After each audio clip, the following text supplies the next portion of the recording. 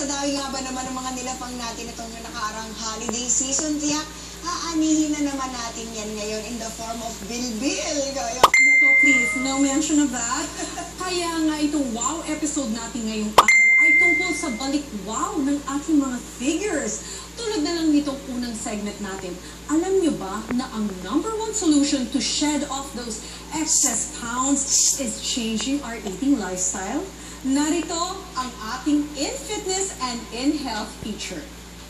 Dahil tayo'y napasabak sa walang patid na handaan at kainan bago matapos ang 2015, ngayong simula ng 2016, tiyak, pagbabawas ng timbang ang pangunahing New Year's resolution natin. Ano-ano naman kayang klase ng pagpapapayat ang sinusubukan ng mga Pinoy?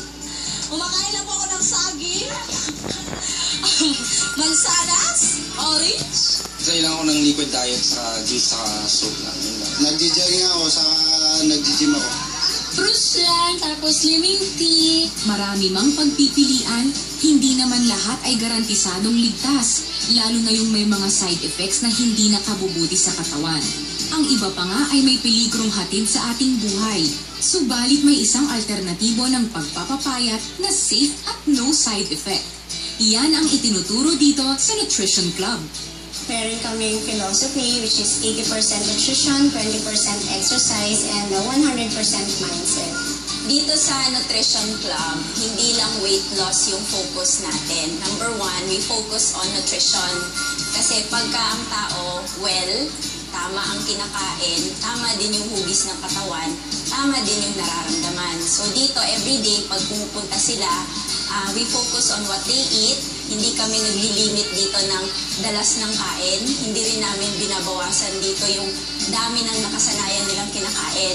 Ang ginagawa namin, tinuturo namin sa kanila ano yung mas kailangan ng katawan at ano yung mas nakakatulong sa katawan para maging maganda ang hugis. Isa sa mga magpapatotoo nito ay si Maylin Antazo.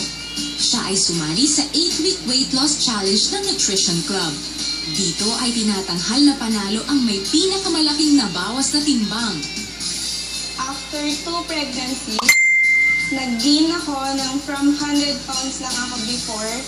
Naging 160 pounds ako. Yung turning point ko na ayoko na ng ganito kasi lahat ng mga tao, pinagkakamalan na panganay ko yung asawa ko. Dati, extra large yung damit ko.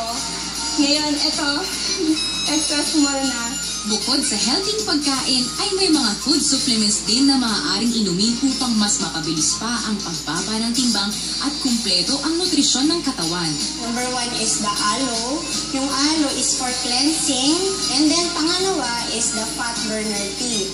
The fat burner tea, so of course, nakakatulong yun to boost their metabolism.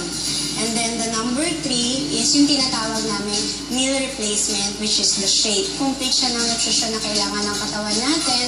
And it's also a protein shake, so mabigat siya sa tiyan. May sexy figure ka na, malayo ka pa sa sakit. Iyan ay dahil sa programang Proper Nutrition at Active Lifestyle. Lifelong journey na hindi lang weight loss, ang gusto natin, once you achieve your ideal weight, na maintain mo na siya habang buhay. Para hindi ka tataba, papayat, hindi mo nilalaro ang puso mo naman. Ang dating nagpapapayat na si Maylin, ngayon ay isa ng wellness coach sa Nutrition Club. Kasi yung point ng Nutrition Club is to share, to inspire others na makatulong din sa iba. mas ganado talagang magpapayat kasi may kasabay ka, di ba? Kasi nga, you encourage one another. Iron sharpens iron. That's right. Kaya kayo, maghanap na po kayo ng Nutrition Club sa inyong lugar o kaya inyong workout body at sabay-sabay nating tunawin ang ating mga bilbil. That's true. It's not only for the figure, no?